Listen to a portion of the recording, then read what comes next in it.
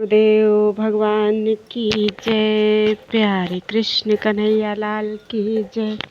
श्रीमद् भागवत महापुराण 10वां स्कंध चल रहा है और आज है 64वां अध्याय, नृग राजा की कथा। श्री सुखदेव जी कहते हैं, प्रिय परीक्षित, एक दिन सांब, प्रद्युम्न, चारुभानु और गद आदि यदुवंशी राजकुमार घूमने के लिए उपवन में गए।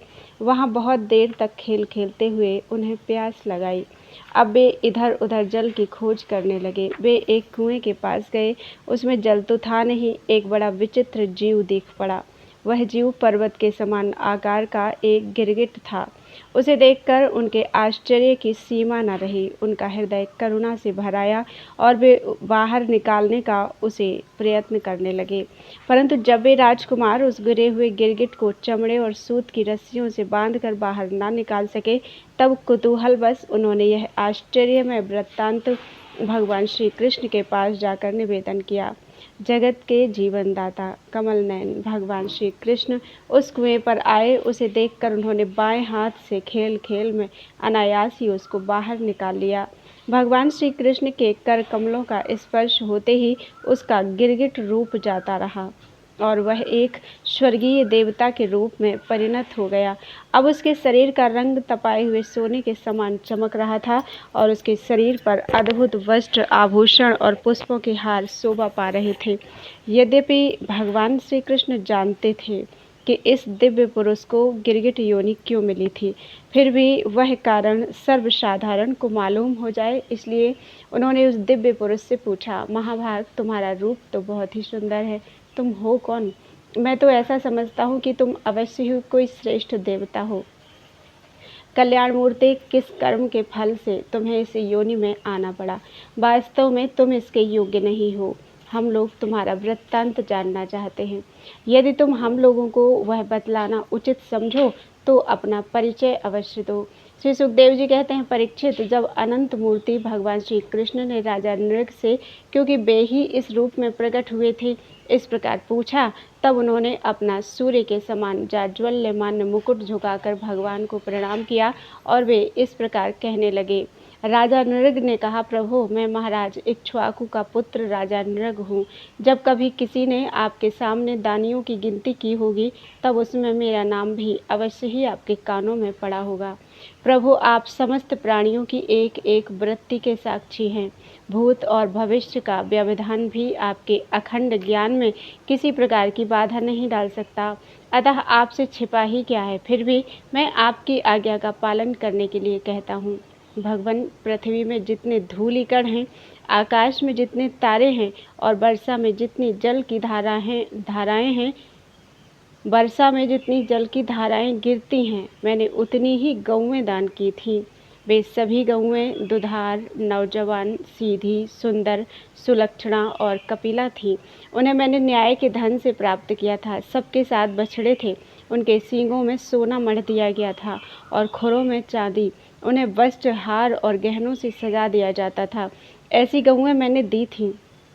भगवान, मैं युवावस्था से संपन्न श्रेष्ठ ब्राह्मण कुमारों को, जो सद्गुणी, शील संपन्न, कष्ट में पड़े हुए कुटुंब वाले, दंभ रहित, तपस्वी, वेदपाठी शिष्यों को विद्यादान करने वाले तथा सच्चरित्र होते, वस्त्राभूषण से अलंकृत करता और उन गौओं का दान करता। इस प्रकार मैंने बहुत सी गौएं, पृथ्वी, सोना, घर, घोड़े, हाथी, दासियों के सहित कन्याएं, तिलों के पर्वत, चांदी, सैया, वस्त्र, रत्न, गृह सामग्री और रथ आदि दान किए। अनेकों यज्ञ किए और बहुत से कुएं, बावली आदि बनवाए। एक दिन किसी अप्रतिग्रही अर्थात दान न लेने वाले तपस्वी ब्राह्मण की एक गाय बिछुड़कर मेरी गौओं में आ मिली। मुझे इस बात का बिल्कुल पता नहीं चला, इसलिए मैंने अनजान में उसे किसी दूसरे ब्राह्मण को दान कर दिया। जब उस गाय को वे ब्राह्मण ले चले, तब उस गाय के असली स्वामी ने कहा कि ये गौ मेरी है। दान ले जाने वाले ब्राह्मण ने कहा, यह तो मेरी है, क्योंकि राजा नृग ने मुझे इसका दान किया है। वे दोनों ब्राह्मण आपस में झगड़ते हुए अपनी अपनी बात कायम करने के लिए मेरे पास आए। एक ने कहा, यह गाय अभी अभी आपने मुझे दी है, और दूसरे ने कहा कि यदि ऐसी बात है तो तुमने मेरी गाय चुरा ली है। भगवान, उन दोनों ब्राह्मणों की बात सुनकर मेरा चित्त भ्रमित हो गया। मैंने धर्म संकट में पड़कर उन दोनों से बड़ी अनुनय विनय की और कहा कि मैं बदले में 1,00,000 उत्तम गौएं दूंगा। आप लोग मुझे यह गाय दे दीजिए। मैं आप लोगों का सेवक हूँ, मुझसे अनजान में यह अपराध बन गया है। मुझ पर आप लोग कृपा कीजिए और मुझे इस घोर कष्ट से तथा घोर नरक से गिरने से बचा लीजिए। राजन, मैं इसके बदले में कुछ नहीं लूँगा। यह कहकर गाय का स्वामी चला गया। तुम इसके बदले में 1,00,000 ही नहीं 10,000 गौएं और दो तो भी मैं लेने का नहीं। इस प्रकार कहकर दूसरा ब्राह्मण भी चला गया। देवाधिदेव जगदीश्वर, इसके बाद आयु समाप्त होने पर यमराज के दूत आए और मुझे यमपुरी ले गए। वहाँ यमराज ने मुझसे पूछा, राजन, तुम पहले अपने पाप का फल भोगना चाहते हो या पुण्य का? तुम्हारे दान और धर्म के फल स्वरूप तुम्हें ऐसा तेजस्वी लोक प्राप्त होने वाला है जिसकी कोई सीमा ही नहीं है। भगवान, तब मैंने यमराज से कहा, देव, पहले मैं अपने पाप का फल भोगना चाहता हूँ। और उसी क्षण यमराज ने कहा, तुम गिर जाओ। उनके ऐसा कहते ही मैं वहाँ से गिरा और गिरते ही समय मैंने देखा कि मैं गिरगिट हो गया हूँ। प्रभु, मैं ब्राह्मणों का सेवक, उदार, दानी और आपका भक्त था। मुझे इस बात की उत्कट अभिलाषा थी कि किसी प्रकार आपके दर्शन हो जाएं। इस प्रकार आपकी कृपा से मेरे पूर्व जन्मों की स्मृति नष्ट नहीं हुई। भगवान, आप परमात्मा हैं, बड़े बड़े शुद्ध हृदय योगीश्वर उपनिषदों की दृष्टि से अर्थात अभेद दृष्टि से अपने हृदय में आपका ध्यान करते रहते हैं। इंद्रियातीत परमात्मन साक्षात आप मेरे नेत्रों के सामने कैसे आ गए? क्योंकि मैं तो अनेक प्रकार के व्यसनों, दुखद कर्मों में फंसकर अंधा हो रहा था। आपका दर्शन तो तब होता है जब संसार के चक्कर से छुटकारा मिलने का समय आता है। देवताओं के भी आराध्य देव पुरुषोत्तम गोविंद, आप ही व्यक्त और अव्यक्त जगत तथा जीवों के स्वामी हैं। अविनाशी अच्युत, आपकी कीर्ति पवित्र है। अंतर्यामी नारायण, आप ही समस्त वृत्तियों और इंद्रियों के स्वामी हैं। प्रभु श्री कृष्ण, मैं अब देवताओं के लोक में जा रहा हूँ। आप मुझे आज्ञा दीजिए।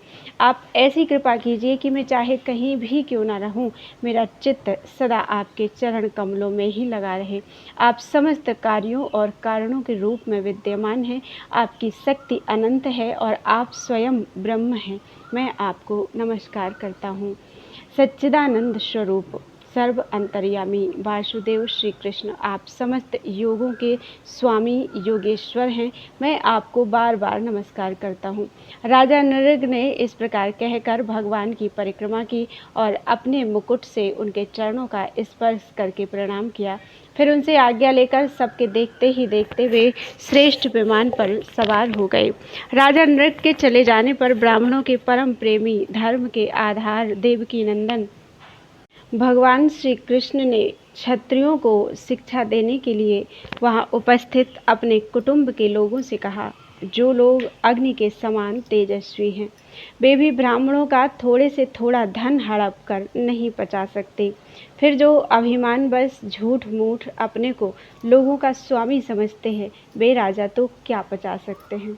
मैं हलाहल विष को विष नहीं मानता, क्योंकि उसकी चिकित्सा होती है। वस्तुतः ब्राह्मणों का धन ही परम विष है। उसको पचा लेने के लिए पृथ्वी में कोई औषध, कोई उपाय नहीं है। हलाहल विष केवल खाने वाले का ही प्राण लेता है और आग भी जल के द्वारा बुझाई जा सकती है, परंतु ब्राह्मण के धन रूप अरण्य से जो आग पैदा होती है, वह सारे कुल को समूल जला डालती है। ब्राह्मण का धन यदि उसकी पूरी सम्मति लिए बिना भोगा जाए, तब तो वह भोगने वाले, उसके लड़के और पौत्र, इन 3 पीढ़ियों को ही चौपट करता है। परंतु यदि बलपूर्वक हठ करके उसका उपभोग किया जाए, तब तो पूर्व पुरुषों की 10 पीढ़ियां और आगे की भी 10 पीढ़ियां नष्ट हो जाती हैं। जो मूर्ख राजा अपनी राजलक्ष्मी के घमंड से अंधे होकर ब्राह्मणों का धन हड़पना चाहते हैं, समझना चाहिए कि वे जानबूझकर नरक में जाने का रास्ता साफ कर रहे हैं। वे देखते नहीं कि उन्हें अधःपतन के कैसे गहरे गड्ढे में गिरना पड़ेगा। जिन उदार हृदय और बहुकुटुंबी ब्राह्मणों की वृत्ति छीन ली जाती है, उनके रोने पर उनके आंसू की बूंदों से धरती के जितने धूलि कण भीगते हैं, उतने वर्षों तक ब्राह्मण के स्वत्व को छीनने वाले उस उच्छृंखल राजा और उसके वंशजों को कुंभी पाक नरक में दुख भोगना पड़ता है। जो मनुष्य अपनी या दूसरे की दी हुई ब्राह्मणों की वृत्ति उनकी जीविका के साधन छीन लेते हैं, वे 60,000 वर्ष तक विष्ठा के कीड़े होते हैं। इसलिए मैं तो यही चाहता हूँ कि ब्राह्मणों का धन कभी भूल से भी मेरे कोष में ना आए, क्योंकि जो लोग ब्राह्मणों के धन की इच्छा भी करते हैं, उसे छीनने की बात तो अलग रही, वे इस जन्म में अल्पायु, शत्रुओं से पराजित और राज्य भ्रष्ट हो जाते हैं, और मृत्यु के बाद भी वे दूसरों को कष्ट देने वाले सांप ही होते हैं।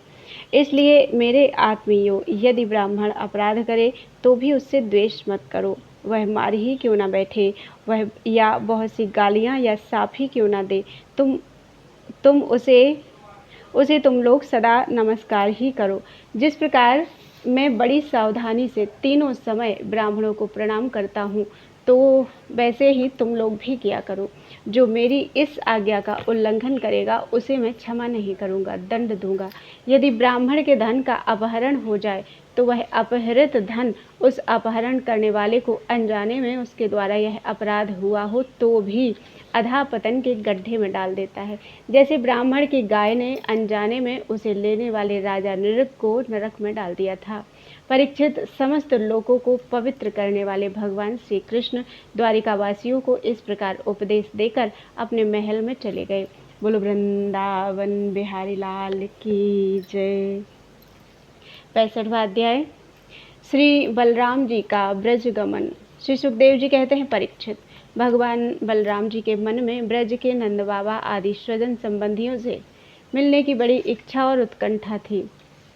अब वे रथ पर सवार होकर द्वारिका से नंद बाबा के ब्रज में आए। इधर उनके लिए ब्रजवासी गोप और गोपियां भी बहुत दिनों से उत्कंठित थीं। उन्हें अपने बीच में पाकर सबने बड़े प्रेम से गले लगाया। बलराम जी ने माता यशोदा और नंद बाबा को प्रणाम किया। उन लोगों ने भी आशीर्वाद देकर उनका अभिनंदन किया, यह कहकर कि बलराम जी, तुम जगदीश्वर हो, अपने छोटे भाई श्री कृष्ण के साथ सर्वदा हमारी रक्षा करते रहो। उनको गोद में ले लिया और अपने प्रेमाश्रुओं से उन्हें भिगो दिया। इसके बाद बड़े बड़े गोपों को बलराम जी ने और छोटे छोटे गोपों ने बलराम जी को नमस्कार किया। वे अपनी आयु, मेलजोल और संबंध के अनुसार सबसे मिले जुले। ग्वाल वालों के पास जाकर किसी से हाथ मिलाया, किसी से मीठी मीठी बातें की, किसी को खूब हंस हंस कर गले लगाया। इसके बाद जब बलराम जी की थकावट दूर हो गई, वे आराम से बैठ गए। तब सब ग्वाल वाल उनके पास आए। इन ग्वालों ने कमल नयन भगवान श्री कृष्ण के लिए समस्त भोग, स्वर्ग और मोक्ष तक त्याग रखा था। बलराम जी ने जब उनके और उनके घर वालों के संबंध में कुशल प्रश्न किया, तब उन्होंने प्रेम गदगद वाणी से उनसे प्रश्न किया, बलराम जी, वसुदेव जी आदि हमारे सब भाई बंधु सकुशल हैं ना? अब आप लोग स्त्री पुत्र आदि के साथ रहते हैं, बाल बच्चेदार हो गए हैं। क्या कभी आप लोगों को हमारी याद भी आती है? यह बड़े सौभाग्य की बात है कि पापी कंस को आप लोगों ने मार डाला और अपने सुहृद संबंधियों को बड़े कष्ट से बचा लिया। यह भी कम आनंद की बात नहीं है कि आप लोगों ने और भी बहुत से शत्रुओं को मार डाला या जीत लिया, और सब अत्यंत सुरक्षित दुर्ग में आप लोग निवास करते हैं। परीक्षित, भगवान बलराम जी के दर्शन से उनकी प्रेम भरी चितवन से गोपियां निहाल हो गईं। उन्होंने हंसकर पूछा, क्यों बलराम जी, नगर नारियों के प्राण वल्लभ श्री कृष्ण अब सकुशल तो हैं ना? क्या कभी उन्हें अपने भाई बंधु और पिता माता की भी याद आती है? क्या वे अपनी माता के दर्शन के लिए एक बार भी यहाँ आ सकेंगे? क्या महाबाहु श्री कृष्ण कभी हम लोगों की सेवा का भी कुछ स्मरण करते हैं? आप जानते हैं कि स्वजन संबंधियों को छोड़ना बहुत ही कठिन है, फिर भी हमने उनके लिए माँ बाप, भाई बंधु, पति पुत्र और बहन बेटियों को भी छोड़ दिया। परंतु प्रभु, वे बात की बात में हमारे सौहार्द और प्रेम का बंधन काटकर हमसे नाता तोड़कर परदेश चले गए। हम लोगों को बिल्कुल ही छोड़ दिया। हम चाहती तो उन्हें रोक लेती, परंतु जब वे कहते कि हम तुम्हारे ऋणी हैं, तुम्हारे उपकार का बदला कभी नहीं चुका सकते, तब ऐसी कौन सी स्त्री है जो उनकी मीठी मीठी बातों पर विश्वास न कर लेती। एक गोपी ने कहा, बलराम जी, हम तो गांव की गवार ग्वालिनें ठहरी, उनकी बातों में आ गई, परंतु नगर की स्त्रियां तो बड़ी चतुर होती हैं। भला वे चंचल और कृतघ्न श्री कृष्ण की बातों में क्यों फंसने लगी? उन्हें तो वे नहीं छगा पाते होंगे। दूसरी गोपी ने कहा, नहीं सखी, श्री कृष्ण बातें बनाने में तो एक ही हैं। ऐसी रंग बिरंगी मीठी मीठी बातें गढ़ते हैं कि क्या कहना। उनकी सुंदर मुस्कुराहट और प्रेम भरी चितवन से नगर नारियां भी प्रेमावेश से व्याकुल हो जाती होंगी और वे अवश्य उनकी बातों में आकर अपने को निछावर कर देती होंगी। तीसरी गोपी ने कहा, अरे गोपियों, हम लोगों को उसकी बात से क्या मतलब है? यदि समय ही काटना है तो कोई दूसरी बात करो। यदि उस निष्ठुर का समय हमारे बिना बीत जाता है तो हमारा भी उसी की तरह भले ही दुख से क्यों ना हो कट ही जाएगा। अब गोपियों के भाव नेत्रों के सामने भगवान श्री कृष्ण की हंसी, प्रेम भरी बातें, चारु चितवन, अनूठी चाल और प्रेम आलिंगन आदि मूर्तिमान होकर नाचने लगे। वे उन बातों की मधुर स्मृति में तन्मय होकर रोने लगी। परीक्षित, भगवान बलराम जी नाना प्रकार से अनुनय विनय करने में बड़े निपुण थे।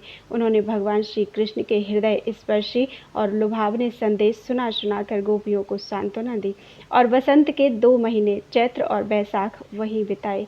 वे रात्रि के समय गोपियों में रहकर उनके प्रेम की अभिवृद्धि करते, क्यों न हो भगवान राम ही जो ठहरे। उस समय कुमुदिनी की सुगंध लेकर भीनी भीनी वायु चलती रहती। पूर्ण चंद्रमा की चांदनी छिटक कर यमुना जी के तटवर्ती उपवन को उज्जवल कर देती और भगवान बलराम गोपियों के साथ वहीं विहार करते। वरुण देव ने अपनी पुत्री वारुणी देवी को वहां भेज दिया था। वह एक वृक्ष के खोड़र से बह निकली। उसने अपनी सुगंध से सारे वन को सुगंधित कर दिया। मधुधारा की वह सुगंध वायु ने बलराम जी के पास पहुंचाई, मानो उसने उन्हें उपहार दिया हो। उसकी महक से आकृष्ट होकर बलराम जी गोपियों को लेकर वहां पहुंच गए और उनके साथ उसका पान किया। उस समय गोपियां बलराम जी के चारों ओर उनके चरित्र का गान कर रही थीं और वे मतवाले से होकर वन में विचर रहे थे। उनके नेत्र आनंद मद से विह्वल हो रहे थे। गले में पुष्पों का हार शोभा पा रहा था। वैजयंती की माला पहने हुए आनंदोन्मत्त हो रहे थे। उनके एक कान में कुंडल झलक रहा था। मुखारविंद पर मुस्कुराहट की शोभा निराली ही थी। उस पर पसीने की बूंदें हिमकण के समान जान पड़ती थीं।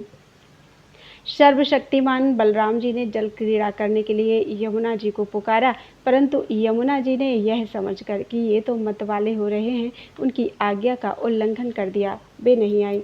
तब बलराम जी ने क्रोधपूर्वक अपने हल की नोक से उन्हें खींचा और कहा, पापिनी यमुने, मेरे बुलाने पर भी तू मेरी आज्ञा का उल्लंघन करके यहाँ नहीं आ रही है। मेरा तिरस्कार कर रही है। देख, अब मैं तुझे तेरे स्वेच्छाचार का फल चखाता हूँ। अभी अभी तुझे हल की नोक से 100 टुकड़े किए देता हूँ। जब बलराम जी ने यमुना से इस प्रकार डांटा फटकारा, तब विचकित और भयभीत होकर बलराम जी के चरणों पर गिर पड़ी और गिड़गिड़ाकर प्रार्थना करने लगी। लोकाभिराम बलराम जी, महाबाहो, मैं आपका पराक्रम भूल गई थी। जगतपते, अब मैं जान गई कि आपके अंश मात्र शेष जी इस सारे जगत को धारण करते हैं। भगवान, आप परम ऐश्वर्यशाली हैं। आपके वास्तविक स्वरूप को न जानने के कारण ही मुझसे यह अपराध बन गया है। सर्वस्वरूप भक्त वत्सल, मैं आपकी शरण में हूँ। आप मेरी भूल चूक क्षमा कीजिए, मुझे छोड़ दीजिए।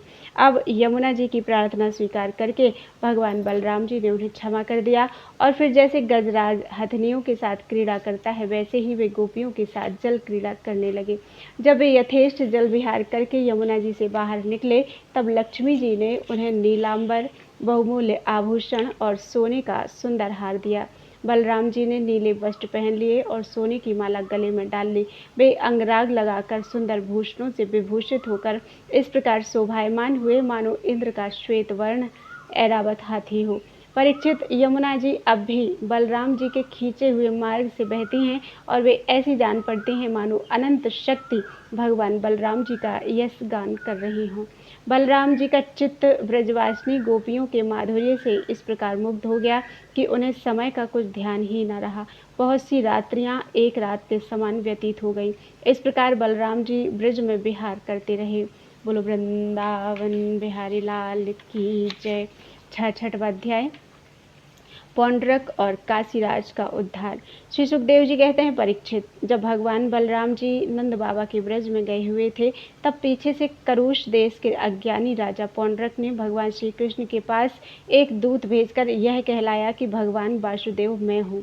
मूर्ख लोग उसे बहकाया करते थे कि आप ही भगवान वासुदेव हैं और जगत की रक्षा के लिए पृथ्वी पर अवतीर्ण हुए हैं। इसका फल यह हुआ कि वह मूर्ख अपने को ही भगवान मान बैठा। जैसे बच्चे आपस में खेलते समय किसी बालक को ही राजा मान लेते हैं और वह राजा की तरह उनके साथ व्यवहार करने लगता है, वैसे ही मंदमती अज्ञानी पौंड्रक ने अचिंत्य गति भगवान श्री कृष्ण की लीला और रहस्य न जानकर द्वारिका में उनके पास दूत भेज दिया। पौंड्रक का दूत द्वारिका आया और राजसभा में बैठे हुए कमल नयन भगवान श्री कृष्ण को उसने अपने राजा का यह संदेश कह सुनाया, एकमात्र मैं ही वासुदेव हूँ, दूसरा कोई नहीं है। प्राणियों पर कृपा करने के लिए मैंने ही अवतार ग्रहण किया है। तुमने झूठ मूठ अपना नाम वासुदेव रख लिया है, अब उसे छोड़ दो। यदुवंशी, तुमने मूर्खतावश मेरे चिन्ह धारण कर रखे हैं, उन्हें छोड़कर मेरी शरण में आओ और यदि मेरी बात तुम्हें स्वीकार न हो तो मुझसे युद्ध करो। श्री सुखदेव जी कहते हैं, परीक्षित, मंदमती पौंड्रक की यह बहक सुनकर उग्रसेन आदि सभासद जोर जोर से हंसने लगे। उन लोगों की हंसी समाप्त होने के बाद भगवान श्री कृष्ण ने दूत से कहा, तुम जाकर अपने राजा से कह देना कि रे मूढ़, मैं अपने चक्र आदि चिन्ह यूं नहीं छोड़ूंगा, इन्हें मैं तुझ पर छोड़ूंगा और केवल तुझ पर ही नहीं, तेरे उन सब साथियों पर भी जिनके बहकाने से तू इस प्रकार बहक रहा है। उस समय मूर्ख, तू अपना मुंह छिपाकर औंधे मुंह गिरकर चील, गीद, बटेर आदि मांसभोजी पक्षियों से घिरकर सो जाएगा और तू मेरा शरणदाता नहीं, उन कुत्तों की शरण होगा जो तेरा मांस चीथ चीथ कर खा जाएंगे। परीक्षित, भगवान का यह तिरस्कारपूर्ण संवाद लेकर पौंड्रक का दूत अपने स्वामी के पास गया और उसे कह सुनाया। इधर भगवान श्री कृष्ण ने भी रथ पर सवार होकर काशी पर चढ़ाई कर दी, क्योंकि वह करूस का राजा उन दिनों वहीं अपने मित्र काशीराज के पास रहता था। भगवान श्री कृष्ण के आक्रमण का समाचार पाकर महारथी पौंड्रक भी 2 अक्षौहिणी सेना के साथ शीघ्र ही नगर से बाहर निकल आया। काशी का राजा पौंड्रक का मित्र था, अतः वह भी उसकी सहायता करने के लिए 3 अक्षौहिणी सेना के साथ उसके पीछे पीछे आया। परीक्षित, अब भगवान श्री कृष्ण ने पौंड्रक को देखा। पौंड्रक ने भी शंख, चक्र, तलवार, गदा, सारंग, धनुष और श्रीवत्स चिन्ह आदि धारण कर रखे थे। उसके वक्षस्थल पर बनावटी कौस्तुभ मणि और वनमाला भी लटक रही थी। उसने रेशमी पीले वस्त्र पहन रखे थे और रथ की ध्वजा पर गरुड़ का चिन्ह भी लगा रखा था। उसके सिर पर अमूल्य मुकुट था और कानों में मकराकृत कुंडल जगमगा रहे थे। उसका यह सारा का सारा वेश बनावटी था, मानो कोई अभिनेता रंगमंच पर अभिनय करने के लिए आया हो। उसकी वेशभूषा अपने समान देखकर भगवान श्री कृष्ण खिलखिलाकर हंसने लगे। अब शत्रुओं ने भगवान श्री कृष्ण पर त्रिशूल, गदा, मुदगर, शक्ति, रिष्टि, प्रास, तोमर, तलवार, पट्टिस और बाण आदि अस्त्र शस्त्रों से प्रहार किया। प्रलय के समय जिस प्रकार आग सभी प्रकार के प्राणियों को जला देती है, वैसे ही भगवान श्री कृष्ण ने भी गदा, तलवार, चक्र और बाण आदि शस्त्रास्त्रों से पौंड्रक तथा काशीराज के हाथी, रथ, घोड़े और पैदल की चतुरंगिणी सेना को तहस नहस कर दिया। वह रणभूमि भगवान के चक्र से खंड खंड हुए रथ, घोड़े, हाथी, मनुष्य, गधे और ऊंटों से पट गई। उस समय ऐसा मालूम हो रहा था मानो वह भूतनाथ शंकर की भयंकर क्रीड़ा स्थली हो। उसे देख देखकर शूरवीरों का उत्साह और भी बढ़ रहा था। अब भगवान श्री कृष्ण ने पौंड्रक से कहा, रे पौंड्रक, तूने दूत के द्वारा कहलाया था कि मेरे चिन्ह, अस्त्र शस्त्र आदि छोड़ दो, सो अब मैं उन्हें तुझ पर छोड़ रहा हूँ। तूने झूठ मूठ मेरा नाम रख लिया है, अतः मूर्ख, अब मैं तुझसे उन नामों को भी छुड़ा कर रहूँगा। रही तेरे शरण में आने की बात, सो यदि मैं तुझसे युद्ध न कर सकूँगा तो तेरी शरण ग्रहण करूँगा। भगवान श्री कृष्ण ने इस प्रकार पौंड्रक का तिरस्कार करके अपने तीखे बाणों से उसके रथ को तोड़ फोड़ डाला और चक्र से उसका सिर वैसे ही उतार लिया जैसे इंद्र ने अपने वज्र से पहाड़ की चोटियों को उड़ा दिया था। इसी प्रकार भगवान ने अपने बाणों से काशी नरेश का सिर भी धड़ से ऊपर उड़ाकर काशीपुरी में गिरा दिया, जैसे वायु कमल का पुष्प गिरा देती है। इस प्रकार अपने साथ डाह करने वाले पौंड्रक को और उसके सखा काशी नरेश को मारकर भगवान श्री कृष्ण अपनी राजधानी द्वारिका में लौट आए। उस समय सिद्धगण भगवान की अमृतमयी कथा का गान कर रहे थे। परीक्षित पौंड्रक भगवान के रूप का, चाहे वह किसी भाव से हो, सदा चिंतन करता रहता था। इससे उसके सारे बंधन कट गए। वह भगवान का बनावटी वेश धारण किए रहता था। इससे बार बार उसी का स्मरण होने के कारण वह भगवान के सारूप्य को ही प्राप्त हुआ। इधर काशी में राजमहल के दरवाजे पर एक कुंडल मंडित मुंड गिरा देखकर लोग तरह तरह का संदेह करने लगे और सोचने लगे कि यह क्या है, यह किसका सिर है। जब यह मालूम हुआ कि वह तो काशी नरेश का ही सिर है, तब रानियां, राजकुमार, राज परिवार के लोग तथा नागरिक रो रो कर विलाप करने लगे। हा नाथ, हा राजन, हाय हाय, हमारा तो सर्वनाश हो गया। काशी नरेश का पुत्र था सुदक्षिण। उसने अपने पिता का अंत्येष्टि संस्कार करके मन ही मन ने निश्चय किया कि अपने पितृघाती को मारकर ही मैं पिता के ऋण से उऋण हो सकूंगा। निदान वह अपने कुल पुरोहित और आचार्यों के साथ अत्यंत एकाग्रता से भगवान शंकर की आराधना करने लगा। काशी नगरी में उसकी आराधना से प्रसन्न होकर भगवान शंकर ने वर देने को कहा। सुदक्षिण ने यह अभीष्ट वर मांगा कि मुझे मेरे पितृघाती के वध का उपाय बतलाइए। भगवान शंकर ने कहा, तुम ब्राह्मणों के साथ मिलकर यज्ञ के देवता ऋत्विक, भूत, दक्षिणाग्नि की अभिचार विधि से आराधना करो। इससे वह अग्नि प्रमथ गणों के साथ प्रकट होकर यदि ब्राह्मणों के अभक्त पर प्रयोग करोगे तो वह तुम्हारा संकल्प सिद्ध करेगा। भगवान शंकर की ऐसी आज्ञा प्राप्त करके सुदक्षिण ने अनुष्ठान के उपयुक्त नियम ग्रहण किए और वह भगवान श्री कृष्ण के लिए अभिचार अर्थात मारण का पुष्चरण करने लगा। अभिचारण पूर्ण होते ही यज्ञकुंड से अति भीषण अग्नि मूर्तिमान होकर प्रकट हुआ। उसके केश और दाढ़ी मूछ तपे हुए तांबे के समान लाल लाल थे। आंखों से अंगारे बरस रहे थे। उग्र दाढ़ों और टेढ़ी भ्रुकुटियों के कारण उसके मुख से क्रूरता टपक रही थी। वह अपनी जीभ से मुंह के दोनों कोने चाट रहा था। शरीर नंग धड़ंग था, हाथ में त्रिशूल लिए हुए था जिसे वह बार बार घुमाता जाता था और उसमें अग्नि की लपटें निकल रही थी। ताड़ के पेड़ के समान बड़ी बड़ी टांगे थीं। वह अपने वेग से धरती को कपाता हुआ और ज्वालाओं से 10 दिशाओं को दग्ध करता हुआ द्वारिका की ओर दौड़ा और बात की बात में द्वारिका जा पहुंचा। उसके साथ बहुत से भूत भी थे। उस अभिचार की आग को बिल्कुल पास आई देख द्वारिकावासी वैसे ही डर गए जैसे जंगल में आग लगने पर हिरण डर जाते हैं। वे लोग भयभीत होकर भगवान के पास दौड़े हुए आए। भगवान उस समय सभा में चौसर खेल रहे थे। उन लोगों ने भगवान से प्रार्थना की कि तीनों लोगों के एकमात्र स्वामी द्वारिका नगरी इस आग से भस्म होना चाहती है, आप हमारी रक्षा कीजिए। आपके सिवा इसकी रक्षा और कोई नहीं कर सकता। शरणागत वत्सल भगवान ने देखा कि हमारे स्वजन भयभीत हो गए हैं और पुकार पुकार कर विकलता भरे स्वर से हमारी प्रार्थना कर रहे हैं। तब उन्होंने हंसकर कहा, डरो मत, मैं तुम लोगों की रक्षा करूंगा। परीक्षित, भगवान सबके बाहर भीतर की जानने वाले हैं। वे जान गए कि यह काशी से चली हुई माहेश्वरी कृत्या है। उन्होंने उसके प्रतिकार के लिए अपने पास ही विराजमान चक्र सुदर्शन को आज्ञा दी। भगवान मुकुंद का प्यारा अष्ट सुदर्शन चक्र कोटि कोटि सूर्यों के समान तेजस्वी और प्रलयकालीन अग्नि के समान जाज्वल्यमान है। उसके तेज से आकाश, दिशाएं और अंतरिक्ष चमक उठे और अब उसने उस अभिचार अग्नि को कुचल डाला। भगवान श्री कृष्ण के अष्ट सुदर्शन चक्र की शक्ति से कृत्या रूप आग का मुंह टूट फूट गया। उसका तेज नष्ट हो गया, शक्ति कुंठित हो गई और वह वहां से लौटकर काशी आ गई और उसने ऋत्विज आचार्यों के साथ सुदक्षिण को जलाकर भस्म कर दिया।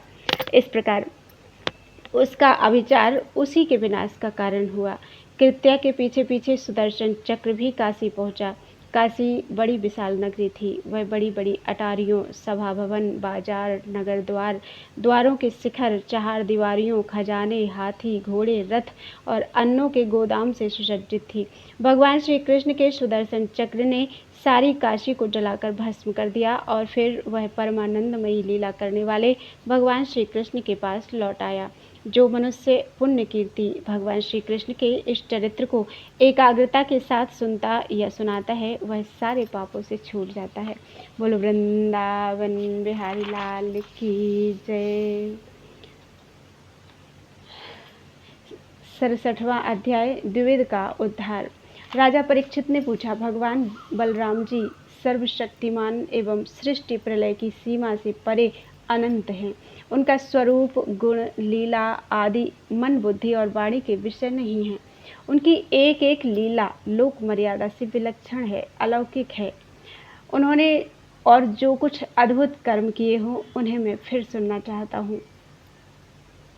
श्री सुखदेव जी ने कहा, परीक्षित, द्विविद नाम का एक वानर था। वह भौमासुर का सखा, सुग्रीव का मंत्री और मैंद का शक्तिशाली भाई था। जब उसने सुना कि श्री कृष्ण ने भौमासुर को मार डाला, तब वह अपने मित्र की मित्रता के ऋण से उऋण होने के लिए राष्ट्र विप्लव करने पर उतारू हो गया। वह वानर बड़े बड़े नगरों, गांवों, खानों और अहीरों की बस्तियों में आग लगाकर उन्हें जलाने लगा। कभी वह बड़े बड़े पहाड़ों को उखाड़कर उनसे प्रांत के प्रांत चकनाचूर कर देता, और विशेष करके ऐसा काम वह आनर्त काठियावाड़ देश में ही करता था, क्योंकि उसके मित्र को मारने वाले भगवान श्री कृष्ण उसी देश में निवास करते थे। द्विविद बानर में 10,000 हाथियों का बल था। कभी कभी वह दुष्ट समुद्र तट के देश कभी कभी वह दुष्ट समुद्र में खड़ा हो जाता और हाथों से इतना जल उछालता कि समुद्र तट के देश डूब जाते। वह दुष्ट बड़े बड़े ऋषि मुनियों के आश्रमों की सुंदर सुंदर लता वनस्पतियों को तोड़ मरोड़ कर चौपट कर देता और उनके यज्ञ संबंधी अग्निकुंडों में मलमूत्र डालकर अग्नियों को दूषित कर देता। जैसे भृंगी नाम का कीड़ा दूसरे कीड़ों को ले जाकर अपने बिल में बंद कर देता है, वैसे ही वह मदोन्मत्त बानर स्त्रियों और पुरुषों को ले जाकर पहाड़ों की घाटियों तथा गुफाओं में डाल देता, फिर बाहर से बड़ी बड़ी चट्टानें रखकर उनका मुख बंद कर देता था। इस प्रकार वह देशवासियों का तो तिरस्कार करता ही कुलीन स्त्रियों को भी दूषित कर देता था। एक दिन वह दुष्ट सुललित संगीत सुनकर रेवतक पर्वत पर गया। वहां उसने देखा कि यदुवंश शिरोमणि बलराम जी सुंदर सुंदर युवतियों के झुंड में विराजमान हैं। उनका एक एक अंग अत्यंत सुंदर और दर्शनीय है और वक्षस्थल पर कमलों की माला लटक रही है। वे मधुपान करके मधुर संगीत गा रहे थे और उनके नेत्र आनंद उन्माद से विह्वल हो रहे थे। उनका शरीर इस प्रकार शोभायमान हो रहा था मानो कोई मदमत्त गजराज हो। वह दुष्ट बानर वृक्षों की शाखाओं पर चढ़ जाता और उन्हें झकझोर देता। कभी स्त्रियों के सामने आकर किलकारी भी मारने लगता। युवती स्त्रियां स्वभाव से ही चंचल और हास परिहास में रुचि रखने वाली होती हैं। बलराम जी की स्त्रियां उस बानर की ढिठाई देखकर हंसने लगी। अब वह बानर भगवान बलराम जी के सामने ही उन स्त्रियों की अवहेलना करने लगा। वह उन्हें कभी अपनी गुदा दिखाता तो कभी भौहें मटकाता, फिर कभी कभी गरज तरस कर मुंह बनाता, घुड़कता। वीर शिरोमणि बलराम जी उसकी यह चेष्टा देखकर क्रोधित हो गए। उन्होंने उस पर पत्थर का एक टुकड़ा फेंका, परंतु द्विविद ने उससे अपने को बचा लिया और झपट कर मधु कलश उठा लिया तथा बलराम जी की अवहेलना करने लगा। उस धूर्त ने मधु कलश को तो फोड़ ही डाला, स्त्रियों के वस्त्र भी फाड़ डाले और अब वह दुष्ट हंस हंस कर बलराम जी को क्रोधित करने लगा। परीक्षित, जब इस प्रकार बलवान और मदोन्मत्त द्विविद बलराम जी को नीचा दिखाने तथा उनका घोर तिरस्कार करने लगा, तब उन्होंने उसकी ढिठाई देखकर उसके द्वारा सताए हुए देशों की दुर्दशा पर विचार करके उस शत्रु को मार डालने की इच्छा से क्रोधपूर्वक अपना हल मूसल उठाया। द्विविद भी बड़ा बलवान था। उसने अपने एक ही हाथ से साल का पेड़ उखाड़ लिया और बड़े वेग से दौड़कर बलराम जी के सिर पर उसे दे मारा। भगवान बलराम पर्वत की तरह अविचल खड़े रहे। उन्होंने अपने हाथ से उस वृक्ष को सिर पर गिरते गिरते पकड़ लिया और अपने सुनंद नामक मूसल से उस पर प्रहार किया। मूसल लगने से द्विविद का मस्तक फट गया और उससे खून की धारा बहने लगी। उस समय उसकी ऐसी शोभा हुई मानो किसी पर्वत से गेरू का सोता बह रहा हो, परंतु द्विविद ने अपने सिर फटने की कोई परवाह नहीं की। उसने कुपित होकर एक दूसरा वृक्ष उखाड़ा, उसे झाड़ झूड़ कर बिना पत्ते का कर दिया और फिर उससे बलराम जी पर बड़े जोर का प्रहार किया। बलराम जी ने उस वृक्ष के सैकड़ों टुकड़े कर दिए। इसके बाद द्विविद ने बड़े क्रोध से दूसरा वृक्ष चलाया, परंतु भगवान बलराम जी ने उसे भी शतधा छिन्न भिन्न कर दिया। इस प्रकार वह उनसे युद्ध करता रहा। एक वृक्ष के टूट जाने पर दूसरा वृक्ष उखाड़ता और उससे प्रहार करने की चेष्टा करता। इस तरह सब ओर से वृक्ष उखाड़ उखाड़ कर लड़ते लड़ते उसने सारे वन को ही वृक्षहीन कर दिया। वृक्ष न रहे तब द्विविद का क्रोध और भी बढ़ गया तथा वह बहुत चिढ़कर बलराम जी के ऊपर बड़ी बड़ी चट्टानों की वर्षा करने लगा, परंतु भगवान बलराम जी ने अपने मूसल से उन सभी चट्टानों को खेल खेल में चकनाचूर कर दिया। अंत में कपिराज द्विविद अपनी ताड़ के समान लंबी बाहों से घूंसा बांधकर बलराम जी की ओर झपटा और पास जाकर उसने उनकी छाती पर प्रहार किया। अब यदुवंश शिरोमणि बलराम जी ने हल और मूसल अलग रख दिए तथा क्रुद्ध होकर दोनों हाथों से उसके जत्रुस्थान हंसली पर प्रहार किया। इससे वह वानर खून उगलता हुआ धरती पर गिर पड़ा। परीक्षित, आंधी आने पर जैसे जल में डोंगी डगमगाने लगती है, वैसे ही उसके गिरने से बड़े बड़े वृक्षों और चोटियों के साथ सारा पर्वत हिल गया। आकाश में देवता लोग जय जय, सिद्ध लोग नमो नमः और बड़े बड़े ऋषि मुनि साधु साधु के नारे लगाने लगे और बलराम जी पर फूलों की वर्षा करने लगे। परीक्षित, द्विविध ने जगत में बड़ा उपद्रव मचा रखा था, अतः भगवान बलराम जी ने उसे इस प्रकार मार डाला और फिर वे द्वारिकापुरी में लौट आए। उस समय सभी पुरजन परिजन भगवान बलराम की प्रशंसा कर रहे थे। बोलो वृंदावन बिहारी लाल की जय। 68वां अध्याय, कौरवों पर बलराम जी का कोप और शांब का विवाह। श्री सुखदेव जी कहते हैं, परीक्षित, जाम्बवती नंदन शांब अकेले ही बहुत बड़े बड़े वीरों पर विजय प्राप्त करने वाले थे। वे स्वयंवर में स्थित दुर्योधन की कन्या लक्ष्मणा को हर लाए। इससे कौरवों को बड़ा क्रोध हुआ। वे बोले, यह बालक बहुत ढीठ है, देखो तो सही, इसने हम लोगों को नीचा दिखाकर बलपूर्वक हमारी कन्या का अपहरण कर लिया। वह तो इसे चाहती भी नहीं थी, अतः इस ढीठ को पकड़कर बांध लो। यदि यदुवंशी लोग रुष्ट भी होंगे तो वे हमारा क्या बिगाड़ लेंगे। वे लोग हमारी ही कृपा से, हमारी ही दी हुई धन धान्य से परिपूर्ण पृथ्वी का उपभोग कर रहे हैं। यदि वे लोग अपने इस लड़के के बंदी होने का समाचार सुनकर यहाँ आएंगे तो हम लोग उनका सारा घमंड चूर चूर कर देंगे और उन लोगों के मिजाज वैसे ही ठंडे हो जाएंगे जैसे संयमी पुरुष के द्वारा प्राणायाम आदि उपायों से बस में की हुई इंद्रियां। ऐसा विचार करके कर्ण, सल, भूरिश्रवा, यज्ञकेतु और दुर्योधन आदि वीरों ने कुरुवंश के बड़े बूढ़ों की अनुमति ली तथा शांब को पकड़ लेने की तैयारी की। जब महारथी सांब ने देखा कि धृतराष्ट्र के पुत्र मेरा पीछा कर रहे हैं, तब वे एक सुंदर धनुष चढ़ाकर सिंह के समान अकेले ही रणभूमि में डट गए। इधर कर्ण को मुखिया बनाकर कौरव वीर धनुष चढ़ाए हुए सांब के पास आ पहुंचे और क्रोध में भरकर उनको पकड़ लेने की इच्छा से खड़ा रह इस प्रकार ललकारते हुए बाणों की वर्षा करने लगे। परीक्षित, यदुनंदन सांब अचिंत ऐश्वर्यशाली भगवान श्री कृष्ण के पुत्र थे। कौरवों के प्रहार से वे उन पर चिढ़ गए जैसे सिंह तुच्छ हरिणों का पराक्रम देखकर चिढ़ जाता है। सांब ने अपने सुंदर धनुष का टंकार करके कर्ण आदि 6 वीरों पर, जो अलग अलग 6 रथों पर सवार थे, 6 बाणों से एक साथ अलग अलग प्रहार किया। उनमें से 4 बाण उनके 4 घोड़ों पर, एक उनके सारथियों पर और एक उन महान धनुषधारी रथी वीरों पर छोड़ा। सांब के इस अद्भुत हस्त लाघव को देखकर विपक्षी वीर भी मुक्त कंठ से उनकी प्रशंसा करने लगे। इसके बाद उन 6 वीरों ने एक साथ मिलकर सांब को रथहीन कर दिया। 4 वीरों ने एक बाण से उनके 4 घोड़ों को मारा, एक ने सारथी को, और कौरवों ने युद्ध में बड़ी कठिनाई और कष्ट से सांब को रथहीन करके बांध लिया। इसके बाद वे उन्हें तथा अपनी कन्या लक्ष्मणा को लेकर जय मनाते हुए हस्तिनापुर लौट आए। परीक्षित, नारद जी से यह समाचार सुनकर यदुवंशियों को बड़ा क्रोध आया। वे महाराज उग्रसेन की आज्ञा से कौरवों पर चढ़ाई करने की तैयारी करने लगे। बलराम जी कलह प्रधान कलयुग के सारे पाप ताप को मिटाने वाले हैं।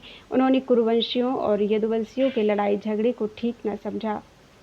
यद्यपि यदुवंशी अपनी पूरी तैयारी कर चुके थे, फिर भी उन्होंने उन्हें शांत कर दिया और स्वयं सूर्य के समान तेजस्वी रथ पर सवार होकर हस्तिनापुर गए। उनके साथ कुछ ब्राह्मण और यदुवंश के बड़े बूढ़े भी गए। उनके बीच में बलराम जी की ऐसी शोभा हो रही थी मानो चंद्रमा ग्रहों से घिरे हुए हों। हस्तिनापुर पहुंचकर बलराम जी नगर के बाहर एक उपवन में ठहर गए और कौरव लोग क्या करना चाहते हैं, इस बात का पता लगाने के लिए उन्होंने उद्धव जी को धृतराष्ट्र के पास भेजा। उद्धव जी ने कौरवों की सभा में जाकर धृतराष्ट्र, भीष्म पितामह, द्रोणाचार्य, बाल्लीक और दुर्योधन की विधिपूर्वक अभ्यर्थना वंदना की और निवेदन किया कि बलराम जी पधारे हैं।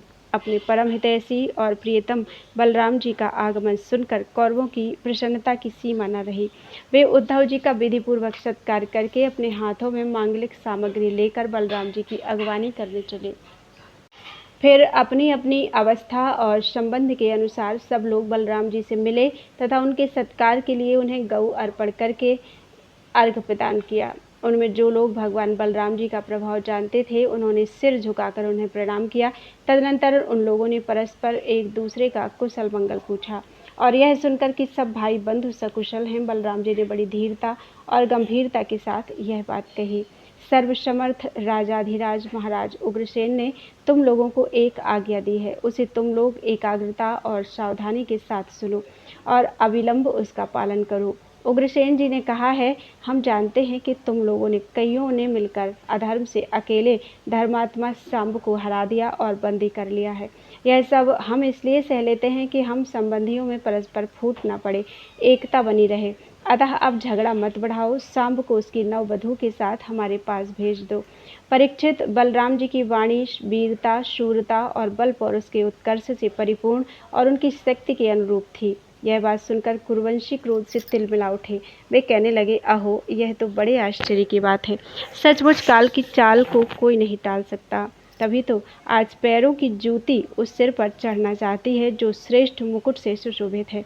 इन यदुवंशियों के साथ किसी प्रकार हम लोगों ने विवाह संबंध कर लिया। ये हमारे साथ सोने बैठने और एक पंक्ति में खाने लगे। हम लोगों ने ही इन्हें राज सिंहासन देकर राजा बनाया और अपने बराबर बना लिया। ये यदुवंशी चमर, पंखा, शंख, श्वेत छत्र, मुकुट, राज सिंहासन और राजोचित सैया का उपभोग इसलिए कर रहे हैं कि हमने जानबूझकर इस विषय में उपेक्षा कर रखी है। बस बस, अब हो चुका। यदुवंशियों के पास अब राज चिन्ह रहने की आवश्यकता नहीं है। उन्हें उनसे छीन लेना चाहिए।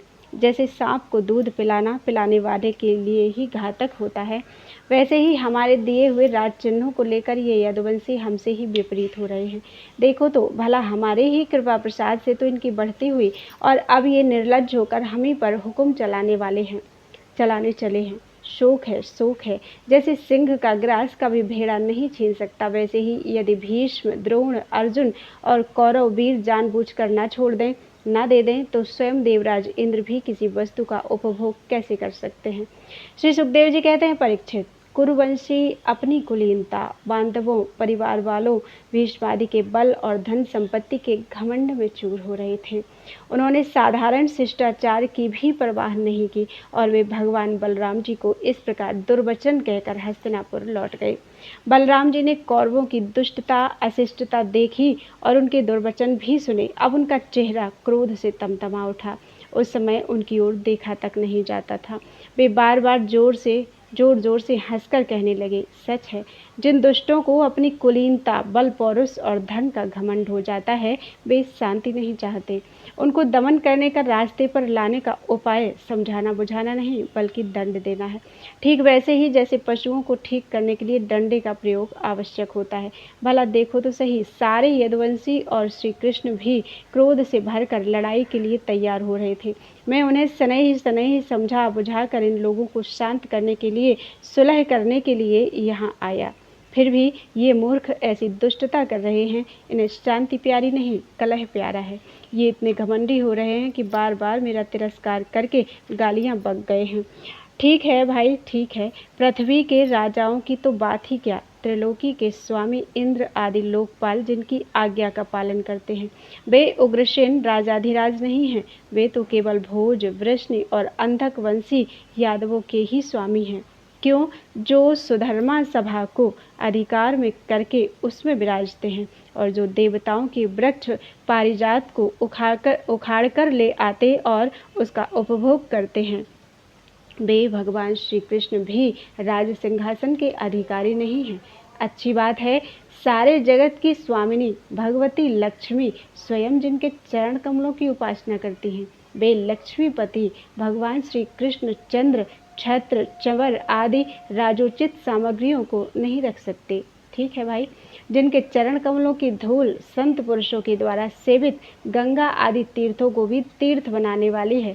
सारे लोकपाल अपने अपने श्रेष्ठ मुकुट पर जिनके चरण कमलों की धूल धारण करते हैं, ब्रह्मा, शंकर, मैं और लक्ष्मी जी जिनकी कला की भी कला हैं और जिनके चरणों की धूल सदा सर्वदा धारण करते हैं, उन भगवान श्री कृष्ण के लिए भला राज सिंहासन कहाँ रखा है? बेचारे यदुवंशी तो कौरवों का दिया हुआ पृथ्वी का एक टुकड़ा भोगते हैं। क्या खूब, हम लोग जूते हैं और ये कुरुवंशी स्वयं शेर हैं। ये लोग ऐश्वर्य से उन्मत्त घमंडी कौरव पागल सरीखे हो रहे हैं। इनकी एक एक बात कटुता से भरी और बेसिर पैर की है। मेरे जैसा पुरुष जो इनका शासन कर सकता है, इन्हें दंड देकर इनके होश ठिकाने ला सकता है। भला इनकी बात को कैसे सहन कर सकता है। आज मैं सारी पृथ्वी को कौरवहीन कर दूंगा। इस प्रकार कहते कहते बलराम जी क्रोध से ऐसे भर गए मानो त्रिलोकी को भस्म कर देंगे। वे अपना हल लेकर खड़े हो गए। उन्होंने उसकी नोक से बार बार चोट करके हस्तिनापुर को उखाड़ लिया और उसे डुबाने के लिए बड़े क्रोध से गंगा जी की ओर खींचने लगे। हल से खींचने पर हस्तिनापुर इस प्रकार कांपने लगा मानो जल में कोई नाव डगमगा रही हो। जब कौरवों ने देखा कि हमारा नगर तो गंगा जी में गिर रहा है, तब वे घबरा उठे। फिर उन लोगों ने लक्ष्मणा के साथ सांब को आगे किया और अपने प्राणों की रक्षा के लिए कुटुंब के साथ हाथ जोड़कर सर्वशक्तिमान उन्हीं भगवान बलराम जी की शरण में गए और कहने लगे, लोकाभिराम बलराम जी, आप सारे जगत के आधार शेष जी हैं। हम आपका प्रभाव नहीं जानते प्रभु, हम लोग मूढ़ हो रहे हैं, हमारी बुद्धि बिगड़ गई है, इसलिए आप हम लोगों का अपराध क्षमा कर दें। आप जगत की स्थिति, उत्पत्ति और प्रलय के एकमात्र कारण हैं और स्वयं निराधार स्थित है। सर्वशक्तिमान प्रभु, बड़े बड़े ऋषि मुनि कहते हैं कि आप खिलाड़ी हैं और ये सब के सब लोग आपके खिलौने हैं। अनंत आपके सहस्र सहस्र सिर हैं और आप खेल खेल में ही इस भूमंडल को अपने सिर पर रखे रहते हैं। जब प्रलय का समय आता है तब आप सारे जगत को अपने भीतर लीन कर लेते हैं और केवल आप ही बचे रहकर अद्वितीय रूप से शयन करते हैं। भगवान, आप जगत की स्थिति और पालन के लिए विशुद्ध सत्वमय शरीर ग्रहण किए हुए हैं। आपका यह क्रोध, द्वेष या मत्सर के कारण नहीं है, यह तो समस्त प्राणियों को शिक्षा देने के लिए है। समस्त शक्तियों को धारण करने वाले सर्व प्राणी स्वरूप अविनाशी भगवान, आपको हम नमस्कार करते हैं। समस्त विश्व के रचयिता देव, हम आपको बार बार नमस्कार करते हैं। हम आपकी शरण में हैं, आप कृपा करके हमारी रक्षा कीजिए। श्री सुखदेव जी कहते हैं, परीक्षित, कौरवों का नगर डगमगा रहा था और वे अत्यंत घबराहट में पड़े हुए थे। जब सबके सब कुरुवंशी इस प्रकार भगवान बलराम जी की शरण में आए और उनकी स्तुति प्रार्थना की, तब वे प्रसन्न हो गए और डरो मत ऐसा कहकर उन्हें अभय दान दिया। परीक्षित, दुर्योधन अपनी पुत्री लक्ष्मणा से बड़ा प्रेम करता था। उसने दहेज में 60 वर्ष के 1200 हाथी, 10,000 घोड़े, सूर्य के समान चमकते हुए सोने के 6,000 रथ और सोने के हार पहनी हुई 1,000 दासियां दी। यदुवंश शिरोमणि भगवान बलराम जी ने यह सब दहेज स्वीकार किया और नव दंपत्ति लक्ष्मणा तथा शांब के साथ कौरवों का अभिनंदन करके द्वारिका की यात्रा की। अब बलराम जी द्वारिकापुरी में पहुंचे और अपने प्रेमी तथा समाचार जानने के लिए उत्सुक बंधु बांधवों से मिले। उन्होंने यदुवंशियों की भरी सभा में अपना वह सारा चरित्र कह सुनाया जो हस्तिनापुर में उन्होंने कौरवों के साथ किया था। परीक्षित, यह हस्तिनापुर आज भी दक्षिण की ओर ऊंचा और गंगा जी की ओर कुछ झुका हुआ है और इस प्रकार यह भगवान बलराम जी के पराक्रम की सूचना दे रहा है। बोलो वृंदावन बिहारी लाल की जय। तदीयं वस्तु गोविंदम तुभ्यमेव समर्पितम्।